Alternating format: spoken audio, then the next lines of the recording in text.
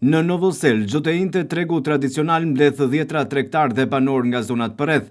E intja e tretë e muajit tetor solli një fluks të lartë tregtarësh, të cilët kishin ekspozuar produkte të ndryshme bujqësore, ushqimore dhe industriale, me shpresën për të realizuar shitje, por në fakt pjesa më e madhe e tyre ka shkuar në shtëpi, ashtu si kundër erdhën në orët e para të mëngjesit.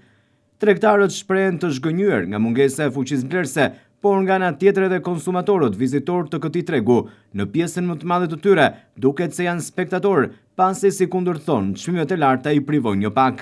Tregtarët përpiqen të ruajnë aktivitetin e tyre mes vështirësive, ndërsa qytetarët konsumatorë kërkojnë një ndërhyrje më të gjerë për të stabilizuar çmimet, por edhe për të mbështetur buxhetet e tyre familjare. S'ka punë, s'ka para, kaq. Ja, çfarë do thosh? Ka rënë gjithçka. Ja, ka njerëz. Shikoj njerëzit, s'ka njerëz. Shqetësuese këtu. Po shqetësuese, s'ka njerëz. Kush do marri, kush do blej këtu? Me çfarë do blej? Që është interesi këtu, s'ka. Edhe këta tregtia, pazaret janë të ngritura.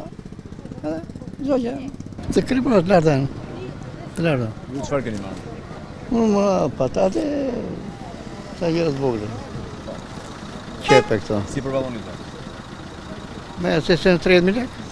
Po të më pajezës. Vesh do blion gjë. Po i përballoni dot? Po as mendohet fare për përballimi. Unë ble një 2 çapka. Si duken çmimet e përballon dot? Qa çmime thuat e janë të larta shumë. Po detyrohemi edhe. S'kemi qa bëjmë. Do blini gjë tjetër sot? Do ma një fshese do iki. Edhe ajo, na 2.000 lekë që ka qenë, ka vajdur 5.000 lekë. Po ushqimet? Ushqimet sara na fiu. Po punë keni patur? Plot. Tani puna nuk ka pse të bjerim. Punën vetë, robi nuk do të punoj vetë, se punë ka plot.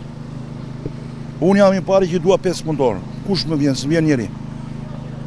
5 punëtorë të vinde mua që është nesër, 25.000 lekë dita të vindi marrin të mua.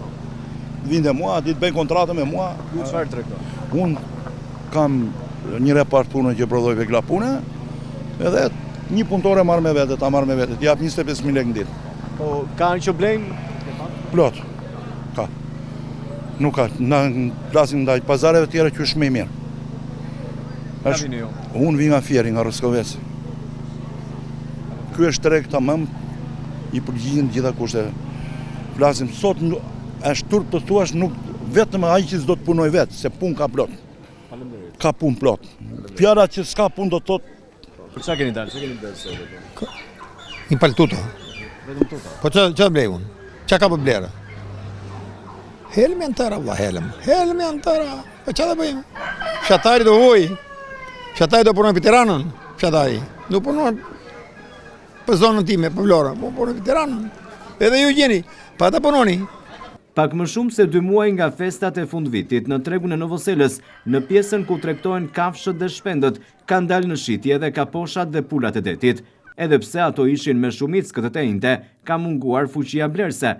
Në një kohë që jemi në mesin e muajit tetor, çmimi i gjelit të detit tregtohet me 600 lekë të rinj për kilogram, ndërsa pula peshe gjallë 700 lekë të rinj. Kaposhi është 6.000 lekë, kilja pula 7.000 lekë, ka vajtur çmimi në zero, nuk po marrim lekë tona. Tregu i Novoselës mbetet një pikë e rëndësishme sociale dhe ekonomike për banorët e zonës, por gjithashtu edhe sfidat të tjera që lidhen me ekonominë familjare dhe inflacionin, që gjithmonë më shumë po ndikon në rritjen e kostos jetesës së konsumatorëve.